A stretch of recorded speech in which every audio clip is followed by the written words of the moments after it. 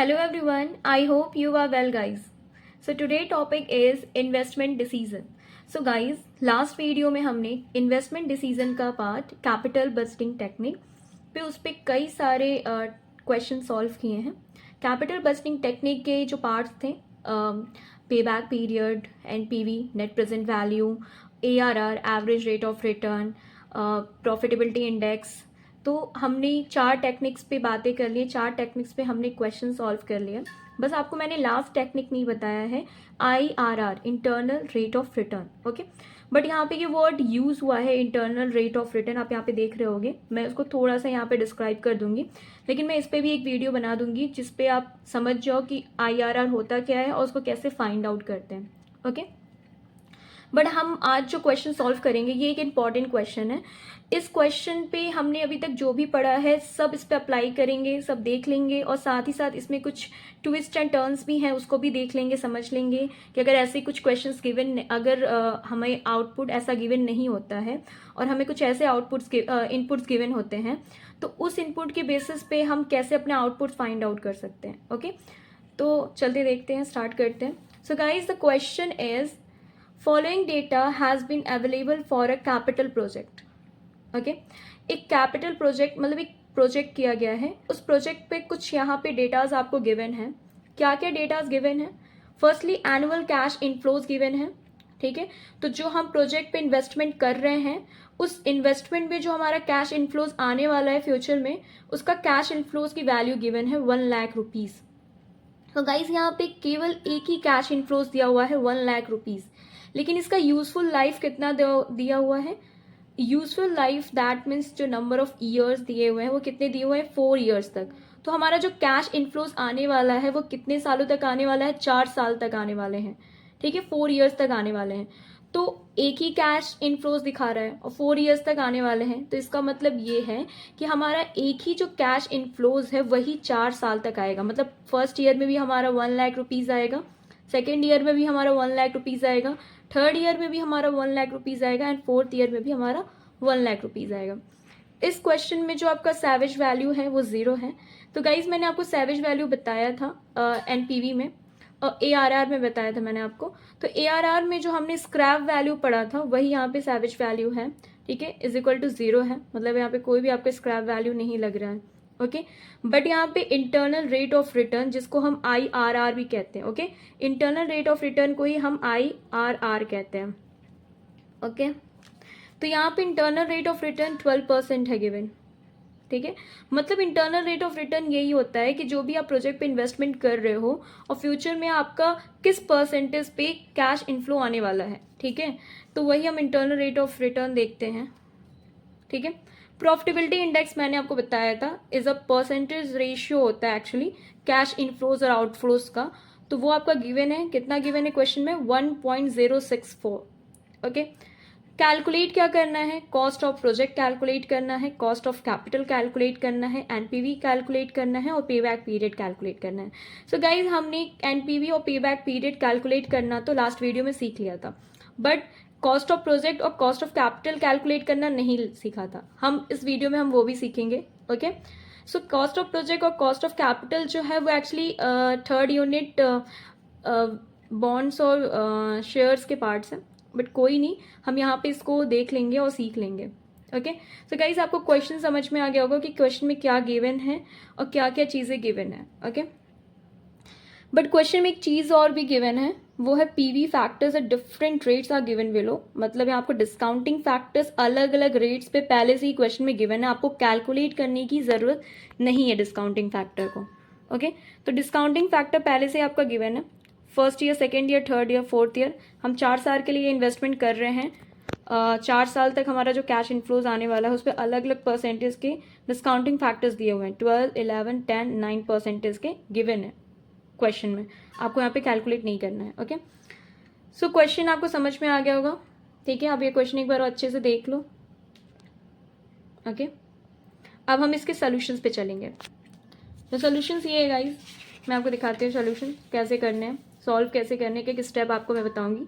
ये वीडियो फिर से थोड़ी लेंथी होने वाली है, इवन 10 to 15 मिनट्स के वीडियोस बनेंगे, बट परेशान होने की ज़रूरत नहीं है, आपको धीरे धीरे देखते जाना है और आपको समझ में आ जाएगा. ओके।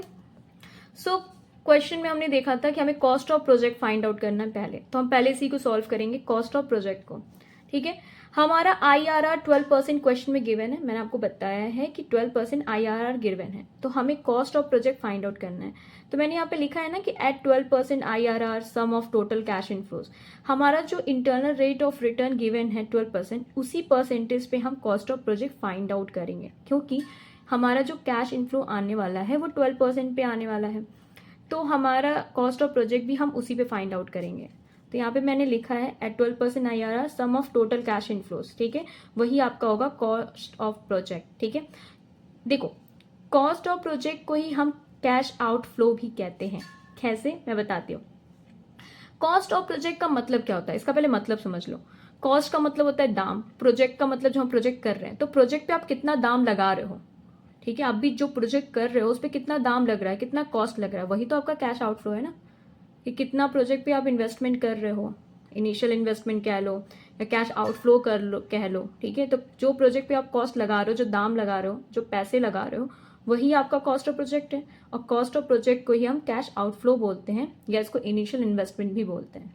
ठीक है, सो गाइज हम 12% पे ही निकालेंगे, मैंने पहले बताया आपको 12% पे क्यों निकालना है, बिकॉज हमारा IRR जो है वो 12% पे दिया हुआ है, इसीलिए हम कॉस्ट ऑफ प्रोजेक्ट या कैश आउटफ्लो हम कितने पे फाइंड आउट करेंगे, 12% पे फाइंड आउट करेंगे। ओके, सो ईयर हमने लिख लिया। Cost of project find out करने का मैं फॉर्मूला बता रही हूँ, मैं ये प्रोसेस मैं आपको बता रही हूँ कि किस प्रोसेस से आप फाइंड आउट कर सकते हो इजी मैथड से। ओके, सो ईयर आपका दिया हुआ है, डिस्काउंटिंग फैक्टर आपको क्वेश्चन में गिवन है, ये डिस्काउंटिंग फैक्टर मैंने 12% का ही लिया हुआ है। ठीक है, जैसे यहाँ पे क्वेश्चन में देखो 12% की डिस्काउंटिंग फैक्टर गिवन है। ठीक है, तो उसको मैंने यहाँ पे ऐसे ही नोट कर लिया है, ईयर लिख लिया 1 2 3 4, डिस्काउंटिंग फैक्टर 12% का गिवन है। मैं यहाँ पे लिख देती हूँ कि जो आपका डिस्काउंटिंग फैक्टर है वो एक्चुअली कितने परसेंट का है, 12% का ही हमें निकालना है। तो डिस्काउंटिंग फैक्टर हमने 12% का लिया है। ओके, कैश फ्लो आपका 1 लाख रुपीज़ हो रहा है, मैंने क्वेश्चन में पहले ही बताया कि जो आपका कैश इनफ्लो आ रहा है वो 1 लाख आ रहा है, तो 4 साल तक है, तो वही 1 लाख आपका चारों साल आएगा। ओके, फिर हमने क्या किया कि CF और DF को मल्टीप्लाई कर लिया। ठीक है, आप देखो मल्टीप्लाई करके इस वैल्यू को इससे मल्टीप्लाई करोगे तो ये आपका 89,300 हो जाएगा। सेम एज इट इज आप 0.797 को मल्टीप्लाई करोगे 1 लाख से तो 79,700 हो जाएगा। ऐसे ही आपका थर्ड ईयर का करोगे तो 71,200 हो जाएगा, और फोर्थ ईयर का करोगे तो 63,600 हो जाएगा गाइज। ओके, फिर इन 4 वैल्यूज जो आपने फाइंड आउट किया अभी, इन सभी को ऐड करोगे, तो ऐड करने के बाद जो आपका वैल्यू आएगी वो आएगी 3,03,800 रुपीज़। ओके, सो आपका कैश आउटफ्लो या हम कह सकते हैं कॉस्ट ऑफ प्रोजेक्ट कितना आ गया, 3,03,800 रुपीज़। येस गाइज, आप इन चारों वैल्यू को ऐड करोगे और ऐड करने के बाद जो ये आपकी वैल्यू आ रही है एक्चुअल में यही आपका कैश आउटफ्लो होगा या कॉस्ट ऑफ प्रोजेक्ट इसी को कहेंगे। तो आपका आंसर क्या आ जाएगा, 3,03,800 रुपीज़। ओके गाइज, तो मैंने ये बताया ये cost of project find out करने का प्रोसेस है। ये एक मेथड है, इस मेथड से आप बहुत ही सिंपल वे में cost of project find out कर सकते हो। ओके, मैंने यहाँ पे 12% क्यों लिया है, बिकॉज IRR आपका दिया हुआ है 12%। अगर आपको क्वेश्चन में बोलता कि कॉस्ट ऑफ प्रोजेक्ट इसी पर्टिकुलर परसेंटेज पे निकालना है तो आप उसी पर्टिकुलर परसेंटेज पे निकालते, लेकिन यहाँ पे परसेंटेज 12, 11, 10, 9 ऐसे 4 परसेंटेज दिए हुए हैं, तो जो आपका IRR दिया हुआ है उसी परसेंटेज पे हम cost of project find out करेंगे। ओके गाइज, सो हम इस पे नेक्स्ट क्वेश्चन पे आते हैं। पहला हमने कैलकुलेट कर लिया कॉस्ट ऑफ प्रोजेक्ट, अब हम सेकेंड कैलकुलेट करेंगे cost of capital. So the guys, अब हम कैलकुलेट करेंगे कॉस्ट ऑफ कैपिटल। तो कॉस्ट ऑफ कैपिटल हम कैसे कैलकुलेट करेंगे हम यहाँ पे देखेंगे। उसके पहले मैं आपको समझा देती हूँ कि कॉस्ट ऑफ कैपिटल होता क्या है। कॉस्ट का मतलब वो होता है कि जब आप कोई सामान खरीदते हो तो आपको उसके अकॉर्डिंग पे करना पड़ता है, और यहाँ पे कॉस्ट ऑफ कैपिटल का मतलब क्या है, कैपिटल का मतलब यहाँ पे ये है कि कॉस्ट ऑफ कैपिटल का मतलब यहाँ पे ये है कि जो भी आप अपनी कंपनी को चलाने के लिए या प्रोजेक्ट पे जो भी काम करने के लिए जो भी आप कैपिटल ले रहे हो, ठीक है, वो कैपिटल कहाँ से लोगे, आप डिवेंचर से लोगे या आप इक्विटी के थ्रू कैपिटल लोगे। ठीक है, जैसे आपने किसी को इक्विटी दे दिया, अपने कंपनी की कुछ शेयर्स आपने बेच दिया और उसके बदले आपने क्या ले लिया, कुछ पैसे ले लिया। तो जो भी अपने प्रोजेक्ट पे काम करने के लिए, अपनी कंपनी को चलाने के लिए जो भी आप कैपिटल ले रहे हो और उस कैपिटल के बदले में एक्सचेंज में आप जो पे कर रहे हो उसी को हम कहते हैं कॉस्ट ऑफ कैपिटल। ठीक है, तो कॉस्ट ऑफ कैपिटल का फॉर्मूला होता है cost of debt plus cost of equity. याद रखिएगा, कॉस्ट ऑफ कैपिटल का फॉर्मूला होता है cost of debt plus cost of equity. लेकिन इस क्वेश्चन में कहीं पे भी डेट गिवन नहीं है, कहीं पे भी इक्विटी गिवन नहीं है, तो हम इस क्वेश्चन में कैसे फाइंड आउट करेंगे कॉस्ट ऑफ कैपिटल? तो ये प्रोसेस है कि कैसे फाइंड आउट करेंगे। इस क्वेश्चन में आपका पीआई गिवन है, प्रॉफिटेबिलिटी इंडेक्स गिवन है। तो प्रॉफिटेबिलिटी इंडेक्स कितना दिया हुआ है इस क्वेश्चन में? 1.064। ओके, और आप ये जानते हो कि प्रॉफिटेबिलिटी इंडेक्स का फॉर्मूला क्या होता है? तो फॉर्मूला क्या होता है? PV upon cash inflows upon PV upon cash outflow. Okay, so profitability index की वैल्यू यहाँ पे मैंने पुट कर दिया 1.064 और यहाँ पे PV of cash inflows given नहीं है। ठीक है, समझ में आया? PV of cash inflows given नहीं है, लेकिन PV of cash outflow given है। क्वेश्चन में तो गिवन नहीं है, लेकिन हमने इसके पहले फाइंड आउट किया है cash outflow, cost of project जो आपने यहाँ पे फाइंड आउट किया है 3,03,800, वही हम यहाँ पर लेंगे। ओके, तो हमने इसकी वैल्यू पुट कर दी पीवी ऑफ कैश आउटफ्लो की। हमने इसकी वैल्यू पुट की और इसको जब सॉल्व कर लिया, सॉल्व कैसे करेंगे? बहुत इजी है, आप इस वैल्यू को इससे मल्टीप्लाई कर दोगे। 3,03,800 को 1.064 से मल्टीप्लाई कर दोगे, क्योंकि ये इधर जब जाएगा तो मल्टीप्लाई हो जाएगा। तो जब आप इसे मल्टीप्लाई करोगे तो PV of cash inflows find out हो जाएगा। तो पीवी ऑफ कैश इनफ्लोज, या इसको हम सम ऑफ डिस्काउंटेड कैश इनफ्लोज भी कहते हैं, वो कितना आ जाएगा? 3,23,243.20। ओके, यहाँ पे जो मैंने अपनी बात कही है मैं उसको समझा देती हूँ कि कैसे होगा, किसी को कन्फ्यूजन ना हो। आपको कुछ नहीं करना है, 1.064 को मल्टीप्लाई कर देना है 3,03,800 से, तो इसकी वैल्यू आपको निकल जाएगी। PV of cash inflows find out हो जाएगा। ओके, ठीक है, बस इसके बाद आपको ये स्टेप इंक्लूड करना है। आपका निकल गया। ठीक है, 3,23,243.20, ये आपका कैश इनफ्लोज आ गया। ठीक है, अब देखो क्या करना है इसके बाद। तो जो आपका कैश इनफ्लोज आया है, या इसको हम सम ऑफ डिस्काउंटेड कैश इनफ्लोज भी कहते हैं, वो कितना आया है? इतनी वैल्यू आई है। ठीक है, आपका एनुअल कैश इनफ्लोज कितना हो रहा है? आपको तो पता ही है कि एनुअल कैश फ्लो कितना आ रहा है। क्वेश्चन में बोला था ना कि कैश इनफ्लोज तो कितना आ रहा है? 1 लाख आ रहा है। ठीक है, आपको निकालना है यहाँ पे, इस स्टेप के बाद आपको निकालना है cumulative discounting factor for 4 years. यहाँ पे cumulative discounting factor for 4 years निकालना है। तो उसके लिए आपको क्या करना पड़ेगा?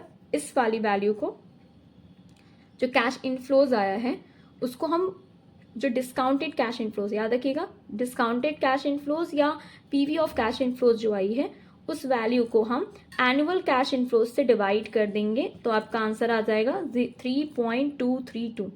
ओके, कितना आ जाएगा? 3.232। यहाँ तक का आपको स्टेप समझ में आ गया होगा, बट आपको ये नहीं समझ में आया होगा कि हमने ये क्यों फाइंड आउट किया, cumulative discounting factor for 4 years क्यों फाइंड आउट किया। हम डिस्काउंटिंग फैक्टर फॉर 4 ईयर्स इसलिए फाइंड आउट कर रहे हैं क्योंकि हमें जो डिस्काउंटिंग फैक्टर दिया हुआ है वो एक्चुअली 4% का दिया हुआ है, 12, 11, 10, 9। तो हमारा जो कॉस्ट ऑफ कैपिटल आ रहा है वो किस परसेंटेज पे आ रहा है, ये हमें कैलकुलेट करना है। तो इसको कैलकुलेट करने के लिए हमारा जो cash sum of discounted cash inflows है या पीवी ऑफ कैश इनफ्लोज है, उसको हम एनुअल कैश इनफ्लोज से डिवाइड जब करेंगे तो ये हमारी वैल्यू आ जाएगी। अब ये यहाँ पे स्टेप कंप्लीट नहीं होता है, यहाँ तो हमने डिस्काउंटिंग फैक्टर यहाँ पे निकाल लिया। याद रखिएगा, यहाँ पे मैंने डिस्काउंटिंग फैक्टर निकाल लिया, क्यूमुलेटिव निकाला है, इसीलिए हमने सम वाली वैल्यू से इसको डिवाइड किया है। तो यहाँ पे हमने डिस्काउंटिंग फैक्टर निकाल लिया, लेकिन ये डिस्काउंटिंग फैक्टर किस वाले परसेंटेज का होगा? 12 वाले परसेंटेज का होगा, 11 वाले का होगा, 10 का होगा, 9 का होगा, हमें ये नहीं मालूम है। ठीक है, क्योंकि क्वेश्चन में पहले से ही 4% दिया हुआ है, तो ये क्वेश्चन में कंफ्यूजन क्रिएट कर रहा है, तो हमें ये परसेंटेज नहीं मालूम है। तो हम इसके लिए क्या करेंगे, एक बहुत ही ईजी मेथड यहाँ पे अप्लाई करेंगे। हमें जो भी डिस्काउंटिंग फैक्टर क्वेश्चन में गिवन है, इन सभी डिस्काउंटिंग फैक्टर का हम वैल्यू ऐड करके निकाल लेंगे। तो जो हम 12 वाले परसेंटेज की डिस्काउंटिंग फैक्टर की जो वैल्यू है first year, second year, third year, fourth year की, जब इन चारों ईयर की हम वैल्यू ऐड करके निकालेंगे तो ये कितना आ रहा है, 3.038 आ रहा है। ओके, वैसे ही जब हम 11 वाले परसेंटेज की वैल्यू ऐड करके निकालेंगे तो वैल्यू कितना आ जाएगा, 3.103। 10 वाले परसेंटेज की वैल्यू ऐड करके निकालेंगे तो यहाँ पे वैल्यू क्या आ जाएगी, 3.169। एंड 9 वाले परसेंटेज की जब हम वैल्यू ऐड करके निकालेंगे तो यहाँ पर आंसर आ जाएगा 3.239। तो आप देख रहे हो जो कॉस्ट ऑफ कैपिटल की वैल्यू आई है आपकी, मतलब जो आपका डिस्काउंटिंग फैक्टर 4 ईयर्स की जो वैल्यू आई है वो 9% डिस्काउंटिंग फैक्टर के काफ़ी अप्रॉक्स में, काफ़ी आसपास इसकी वैल्यू है। ये वाली वैल्यू इस वाली वैल्यू के काफ़ी आसपास है।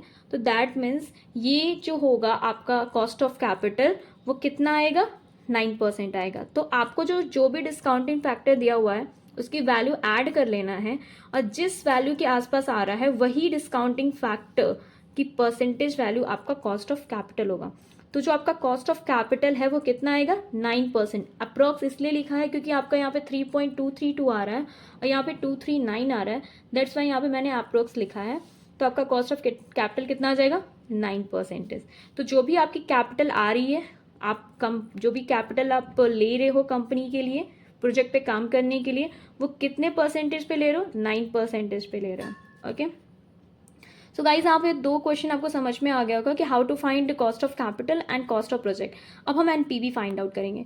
तो एनपीवी का बहुत ही सिंपल सा फॉर्मूला है। सिंपल सा फॉर्मूला क्या है, PV of cash inflows minus PV of cash outflows. तो कैश इनफ्लोज तो आपने फाइंड आउट ही कर लिया है, यही आपका कैश इनफ्लोज है। ठीक है, ध्यान से देख लो, यही आपका कैश इनफ्लोज है, इसकी वैल्यू पुट कर देनी यहाँ पे। और कैश आउटफ्लोज तो आपको पता ही है, आपने लास्ट वाले क्वेश्चन में निकाला है। कैश आउटफ्लोज क्या है, ये है आपका। ठीक है, तो कुछ नहीं करना है, दोनों वैल्यू को माइनस कर देनी है। तो कैश इनफ्लोज को मैंने कैश आउटफ्लो से माइनस कर दिया, हमारा ये आंसर आ गया। तो एनपीवी कितना आ गया, 19,443.20 पैसे। ओके, अब इसमें फोर्थ क्वेश्चन था हाउ टू फाइंड पे बैक पीरियड। सो पे बैक पीरियड का भी फॉर्मूला बहुत ईजी है, initial investment minus cumulative cash flows upon annual cash inflows. याद रखिएगा फॉर्मूला। ओके, सो ईयर आपका दिया हुआ है, कैश इनफ्लोज 1 लाख हर साल हो रहा है और क्यूमुलेटिव कैश फ्लो इजी है फाइंड आउट करना। तो आपको क्या करना है, यहाँ पे 1 लाख फर्स्ट ईयर है तो फर्स्ट ईयर भी 1 लाख होगा। सेकेंड ईयर निकालने के लिए इसी 1 लाख को सेकेंड ईयर के कैश इनफ्लो से ऐड कर देना है। तो 1 lakh plus 1 lakh is 2 lakh. Third, उसके बाद भी सेम स्टेप अप्लाई करना है, 2 लाख प्लस 1 लाख इज 3 लाख। यहाँ पर आपको ये वाली वैल्यू ऐड कर देनी है। तो यहाँ पे भी आपको ये वाली वैल्यू ऐड कर देनी है, यहाँ पे भी ये वाली वैल्यू ऐड कर देनी है। तो 2 lakh plus 1 lakh is 3 lakh and 3 lakh plus 1 lakh is 4 lakh. ठीक है, तो आपका ये चार्ट फाइंड आउट हो गया। अब हम क्या करेंगे, उसके बाद फिर से बहुत ईजी मेथड अप्लाई करनी है आपको। ठीक है, देखो क्या करना है। पीवी का फॉर्मूला जो हमने यहाँ पे रखा है, initial investment minus cumulative cash flows upon annual cash inflows. Okay okay, so आपको यहाँ पे केवल वैल्यू पुटअप करनी है। तो इनिशियल इन्वेस्टमेंट आपका कितना है, कैश आउटफ्लो कितना है आपका, 3,03,800 रुपीज़। ये हम लोगों ने पहले ही फाइंड आउट किया है। Okay, cumulative cash flow put करना है। तो क्यूमुलेटिव कैश फ्लो मैंने 3 लाख रुपीज़ क्यों रखा है, तो मैंने लास्ट वीडियो पे बैक पीरियड्स पे बनाया है, वहाँ पे एक बार जाके आप देखना कि पे बैक पीरियड फाइंड आउट कैसे करते हैं। यहाँ पे मैं बहुत छोटे में बता देती हूँ। पे बैक पीरियड वो होता है कि आपने जो इन्वेस्टमेंट किया है वो कितने साल में आपका वापस आ जाएगा। ठीक है, मतलब आपने 2 लाख रुपए लगाया है तो 2 लाख रुपए आपको कितने साल में वापस मिल जाएगा। ठीक है, तो यहाँ पे जो 3,03,000 यहाँ पे 3,03,800 का जो इनिशियल इन्वेस्टमेंट हो रहा है वो आपको किस साल में वापस मिलेगा।